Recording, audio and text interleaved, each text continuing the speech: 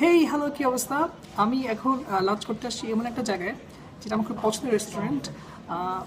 গুলশান এক এলাকায় এই রেস্টুরেন্ট আমার খুব পছন্দ দুইটা কারণে। কারণ নাম্বার এক, এখানে ভর্তা ভাজি পাওয়া যায়। কারণ নাম্বার দুই, এখানে খুব অল্প টাকায় খাওয়া যায়। যেমন আমি আজকে খাচ্ছি হচ্ছে ভাত দিয়ে হচ্ছে ইলিশ মাছ ভর্তা। আমার বিল আসবে 150 থেকে 200 টাকার মধ্যে।